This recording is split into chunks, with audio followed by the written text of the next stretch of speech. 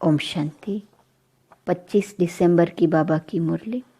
मीठे बच्चे, बाप हर बात में कल्याणकारी हैं, इसलिए जो डायरेक्शन मिलते हैं उसमें आनाकानी न कर श्रीमत पर सदा चलते रहो। प्रश्न, नवधा भक्ति और नवधा पढ़ाई दोनों से जो प्राप्तियां होती हैं उसमें क्या अंतर है? उत्तर, नवधा भक्ति से सिर्फ साक्षात्कार होता है।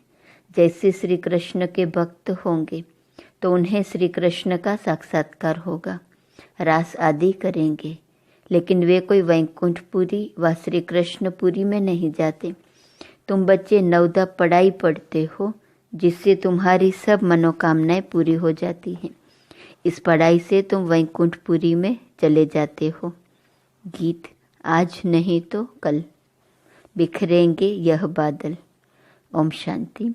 यह किसने कहा कि घर चल, आज नहीं तो कल बिखरेंगे ये बादल। और रात के भूले हुए मुसाफिर, सुबह हुई अब चल, अब घर चल। तो बाबा पूछते हैं, किसने कहा कि घर चल? किसका बच्चा रूठ कर चला जाता है तो मित्र संबंधी आदि उनके पिछाड़ी जाते हैं, कहते हैं रूठे क्यों हो, अब चलो घर। यह भी बेहद का बाप आकर बच्चों को कहते हैं। बाप भी हैं, दादा भी हैं, जिस्मानी भी हैं तो रूहानी भी हैं। कहते हैं, हे बच्चे अब घर चलो, रात पूरी हुई है, अब दिन होता है। यह हो गई ज्ञान की बातें। ब्रह्मा की रात, ब्रह्मा का दिन, यह किसने समझाया? बाप बैठ ब्रह्मा और ब्रह्मा कुमार कुमारियों को समझाते हैं। आधा कल्प है रात, अर्थात पतित रावण राज्य अथवा भ्रष्टाचारी राज्य, क्योंकि आसुरी मत पर चलते हैं। अब तुम श्रीमत पर हो। श्रीमत भी है इनकॉग्निटो। हम जानते हैं बाप खुद आते हैं, उनका रूप अलग है, रावण का रूप अलग है। उनको 5 विकार रूपी रावण कहा जाता है। अभी रावण राज्य खलास होगा, फिर ईश्वरीय राज्य होगा। राम राज्य कहते हैं ना, सीता के राम को नहीं जपते हैं। माला में राम राम जपते हैं ना, वो परमात्मा को याद करते हैं। जो सर्व का सदगति दाता है उनको ही जपते रहते हैं। राम माना गॉड। माला जब जपते हैं तो कभी कोई व्यक्ति को याद नहीं करेंगे, उनकी बुद्धि में दूसरा कोई आएगा नहीं। तो अब बाप समझाते हैं, रात पूरी हुई। यह है कर्म क्षेत्र स्टेज, जहाँ हम आत्माएं शरीर धारण कर पार्ट बजाती हैं। 84 जन्मों का पार्ट बजाना है। फिर उसमें वर्ण भी दिखाते हैं, क्योंकि 84 जन्मों का हिसाब भी चाहिए ना। किस किस जन्म में, किस कुल में, किस वर्ण में आते हैं, इसलिए ही विराट रूप भी दिखाया है। पहले पहले है ब्राह्मण। सिर्फ सतयुगी सूर्यवंशी में 84 जन्म हो न सके। ब्राह्मण कुल में भी 84 जन्म नहीं होते। 84 जन्म तो भिन्न भिन्न नाम रूप देश काल में होते हैं। सतयुग सतो प्रधान से फिर कलयुग तमो प्रधान में जरूर आना है, उनका भी टाइम दिया जाता है। मनुष्य 84 जन्म कैसे लेते हैं यह भी समझने की बात है। मनुष्य तो समझ नहीं सकते, तब तो बाप कहते हैं तुम अपने जन्मों को नहीं जानते हो, मैं बतलाता हूँ। बाप समझते हैं ड्रामा अनुसार सब भूलना जरूर है। अभी यह संगम युग है। दुनिया तो कहती है कलयुग अभी छोटा बच्चा है। इसको कहा जाता है अज्ञान घोर अंधियारा। जैसे ड्रामा के एक्टर्स को मालूम होता है कि अभी नाटक पूरा होने में 10 मिनट है। यह भी चैतन्य ड्रामा है। यह कब पूरा होता है मनुष्य नहीं जानते। मनुष्य तो घोर अंधियारे में है। बाप कहते हैं गुरु गोसाई वेद शास्त्र जप तप आदि से मैं नहीं मिलता हूँ। यह है भक्ति मार्ग की सामग्री। मैं तो अपने समय पर आता हूँ। जब रात से दिन बनाना है अथवा अनेक धर्मों का विनाश कर एक धर्म की स्थापना करनी है। जब सृष्टि चक्र पूरा हो तब तो मैं स्वर्ग की स्थापना करूं। जट बादशाही शुरू होती है। तुम जानते हो हम फिर कोई राजाओं के पास जन्म लेते हैं, फिर आहिस्ते आहिस्ते नई दुनिया बन जाती है। सब कुछ नया बनाना पड़ता है। बाबा ने समझाया है, आत्मा में पढ़ाई के संस्कार व कर्म करने के संस्कार रहते हैं। अब तुम बच्चों को आत्म अभिमानी बनना चाहिए। मनुष्य है सब देह अभिमानी। जब आत्म अभिमानी बने तब परमात्मा को याद कर सके। पहले पहले है आत्म अभिमानी बनने की बात। कहते भी सब हैं कि हम जीव आत्मा हैं। यह भी कहते हैं आत्मा अविनाशी है, यह शरीर विनाशी है। आत्मा एक शरीर छोड़ दूसरा लेती है। इतना भी कहते हैं परंतु इस पर चलते नहीं। अभी तुम जानते हो आत्मा निराकारी दुनिया से आती है, उसमें अविनाशी पार्ट है। यह बाप बैठ समझाते हैं, पुनर्जन्म लेते हैं। ड्रामा तो हूबहू रिपीट होता है। फिर क्राइस्ट आदि सबको आना पड़ेगा। अपने अपने समय पर आकर धर्म स्थापन करते हैं। तुम्हारा अभी यह है संगम युगी ब्राह्मणों का धर्म। वह है पुजारी ब्राह्मण, तुम हो पूज्य। तुम कभी पूजा नहीं करेंगे, मनुष्य तो पूजा करेंगे।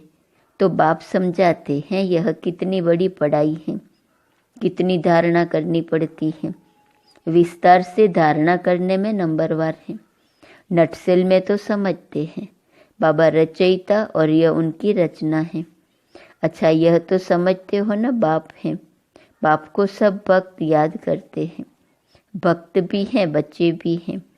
भक्त बाबा कह पुकारते हैं। अगर भक्त भगवान है तो फिर बाबा कह किसको पुकारते हैं, यह भी समझते नहीं। अपने को भगवान समझ बैठ जाते हैं।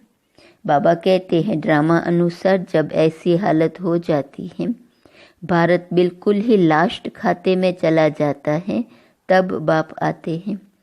भारत जब पुराना हो तब फिर नया बने।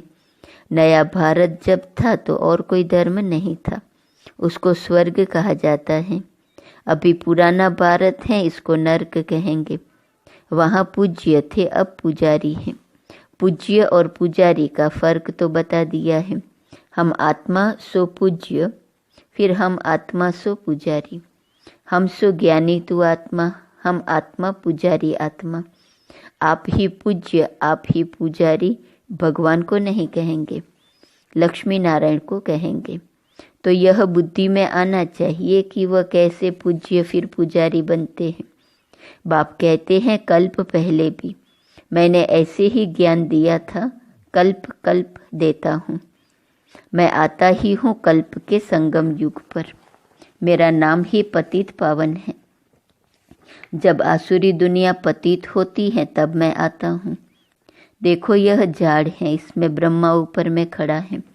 पहले आदि में दिखाते हैं, अभी सब पिछाड़ी में है। जैसे ब्रह्मा पिछाड़ी में प्रत्यक्ष हुआ है, वैसे वह भी पिछाड़ी में आएंगे। जैसे क्राइस्ट हैं तो वह फिर अंत में आएगा, परंतु हम पिछाड़ी यानी डाल के अंत में उनका चित्र नहीं दे सकते हैं, समझा सकते हैं। जैसे ये देवी देवता धर्म की स्थापना करने वाला प्रजापिता ब्रह्मा है, अभी जाड़ की एंड में खड़ा है। क्राइस्ट भी क्रिश्चियन धर्म का प्रजापिता है ना। जैसे यह प्रजापिता ब्रह्मा, वैसे वो प्रजापिता क्राइस्ट, प्रजापिता बुद्ध, यह सब धर्म की स्थापना करने वाले हैं। सन्यासियों का शंकराचार्य, उनको भी पिता कहेंगे, वह गुरु कहते हैं, कहेंगे हमारा गुरु शंकराचार्य था। तो यह जो डाल के आदि में खड़े हैं, यह फिर जन्म लेते लेते अंत में आते हैं। अभी सब तमो प्रधान स्टेज में है, यह भी आकर समझेंगे। पिछाड़ी में सलाम करने आएंगे जरूर। उन्हों को भी कहेंगे बेहद के बाप को याद करो। बेहद का बाप सबके लिए कहते हैं, देह सहित देह के सब संबंधों को छोड़ो। यह ज्ञान हर एक धर्म वाले के लिए है। सब देह के धर्म छोड़ अपने को अशरीरी समझ बाप को याद करो। जितना याद करेंगे, ज्ञान की धारणा करेंगे, उतना ऊंच पद पाएंगे। कल्प पहले जिसने जितना ज्ञान लिया होगा उतना जरूर आकर लेंगे। तुम बच्चों को कितना फखुर रहना चाहिए। हम विश्व के रचयिता बाप के बच्चे हैं। बाप हमको विश्व का मालिक बनाते हैं, राजयोग सिखला रहे हैं। कितनी सहज बात है, परंतु चलते चलते थोड़ी सी बात में संशय आ जाता है। इसको ही माया का तूफान व परीक्षा कहा जाता है। यह तो बाप कहते ही हैं कि गृहस्थ व्यवहार में रहना है। सबको घर बार छुड़ा दूं तो सब यहाँ बैठ जाए। व्यवहार में भी पास करना है, फिर समय पर सर्विस में लग जाएंगे। जिन्होंने धंधे आदि को छोड़ा है उन्हों को फिर सर्विस में लगाते हैं तो कोई बिगड़ पड़ते हैं। कोई तो समझते हैं श्रीमत में कल्याण है, श्रीमत पर जरूर चलना ही है। डायरेक्शन मिला उसमें फिर आनाकानी नहीं करनी चाहिए। बाप हर बात में कल्याणकारी है। माया बड़ी चंचल है। बहुत हैं जो समझते हैं ऐसे रहने से तो कोई धंधा आदि करे, कोई समझते हैं शादी करें। बुद्धि चक्र खाती रहती है, फिर पढ़ाई को छोड़ देते हैं। कोई तो बाप से गारंटी करते हैं हम श्रीमत पर जरूर चलेंगे। वह है आसुरी मत, यह है ईश्वरीय मत। आसुरी मत पर चलने से बहुत कड़ी सजाएं खाते हैं। उन्होंने फिर गरुड़ पुराण में डराने की रोचक बातें लिख दी हैं, जिससे जास्ती पाप न करें, परंतु फिर भी सुधरते थोड़े ही हैं। यह सब बाप समझाते हैं। ज्ञान का सागर कोई मनुष्य नहीं हो सकता। ज्ञान का सागर नॉलेजफुल बाप समझा रहे हैं। जो समझते हैं वह फिर समझाते हैं, कहते हैं ये ठीक बात है, हम फिर आएंगे। बस प्रदर्शनी से बाहर निकले और खलास। हाँ, कोई 2-3 भी निकले तो भी अच्छा है। प्रजा तो बहुत बनती रहती है, वर्षा पाने लायक कोई मुश्किल निकलते हैं। राजा रानी के 1-2 बच्चे होंगे, उनको राजकुल का कहेंगे। प्रजा तो कितनी ढेर होती है। प्रजा तो जट बनती है, राजाएं थोड़े ही बनते हैं।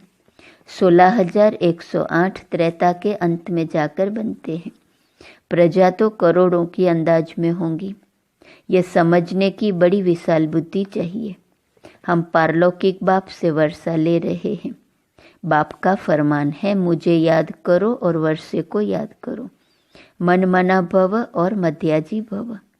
स्वर्ग है विष्णुपुरी और यह रावणपुरी। शांतिधाम, सुखधाम और दुखधाम यह बाप समझाते हैं। बाप को याद करने से अंतमति सोगति हो जाएंगी। भक्ति मार्ग में समझो श्री कृष्ण को याद करते हैं, परंतु ऐसे नहीं कि श्री कृष्णपुरी में पहुंच जाएंगे। नहीं, करके श्री कृष्णपुरी में जाकर ध्यान में रास आदि करके लौटेंगे। वह है नवधा भक्ति का प्रभाव, जिससे उनको साक्षात्कार हो जाता है, मनोकामना पूरी होती है। बाकी सतयुग तो सतयुग है, वहाँ जाने के लिए फिर नवधा पढ़ाई चाहिए, नवधा भक्ति नहीं। पढ़ते रहो, मुरली जरूर पढ़नी चाहिए। सेंटर में जरूर जाना है, नहीं तो मुरली लेकर घर में जरूर पढ़ो। कोई को कहा जाता है सेंटर जाओ, हर एक के लिए अलग अलग है, सबके लिए एक बात नहीं हो सकती। ऐसे नहीं बाबा कहते हैं दृष्टि देकर खाओ तो बस तुरंत बाबा कहते हैं लाचारी, परंतु बाबा कहते हैं लाचारी हालत में और कुछ नहीं कर सकते तो दृष्टि देकर खाओ। बाकी सबके लिए थोड़े ही बाबा कहेंगे। जैसे बाबा कोई को कहते हैं बाइस्कोप में भले जाओ, परंतु यह सबके लिए नहीं है। कोई के साथ जाना पड़ता है तो उन्हें भी नॉलेज देनी है।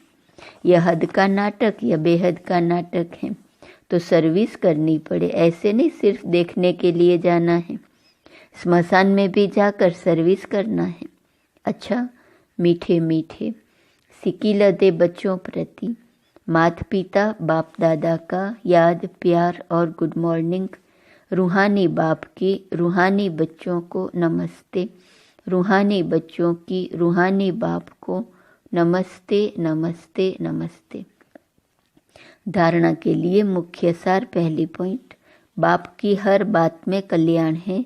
यह समझ निश्चय बुद्धि होकर चलना है। कभी भी संशय में नहीं आना है। श्रीमत को यथार्थ रीति समझना है। दूसरी पॉइंट, आत्म अभिमानी रहने का अभ्यास करना है। ड्रामा में हर एक्टर का अनादि पार्ट है, इसलिए साक्षी हो देखने का अभ्यास करना है। वरदान, सदा सेफ्टी की लकीर के अंदर परमात्मा छत्र छाया का अनुभव करने वाले माया जीत भव। बाप और आप, यह सेफ्टी की लकीर है। यह लकीर ही परमात्मा छत्र छाया है। जो इस छत्र छाया की लकीर के अंदर है, उसके पास माया आने की हिम्मत भी नहीं रख सकती। फिर मेहनत क्या होती, रुकावट क्या होती, विघ्न क्या होता, इन शब्दों से अविद्या हो जाएंगी। सदा सेफ रहेंगे, बाप की दिल में समाये रहेंगे। यही सबसे सहज और तीव्र गति में जाने का व माया जीत बनने का पुरुषार्थ है। स्लोगन, दिव्य गुणों के सर्व अलंकारों से सजे सजाए रहो तो अहंकार नहीं आ सकता। आज का स्वमान है, मैं प्रसन्न चित्त हूँ। अव्यक्त इशारे की पॉइंट 25 दिसंबर। ब्राह्मण जीवन की विशेषता प्रसन्नता है, इसलिए चलन और चेहरे से सदा प्रसन्नता की झलक दिखाई दे। चाहे कोई गाली भी देता हो तो भी चेहरे पर दुख की लहर न आए। ऐसे अप्रसन्नता मुक्त बनो। सर्व प्राप्तियों की स्मृति सदा प्रसन्न चित्त बना देंगी। ओम।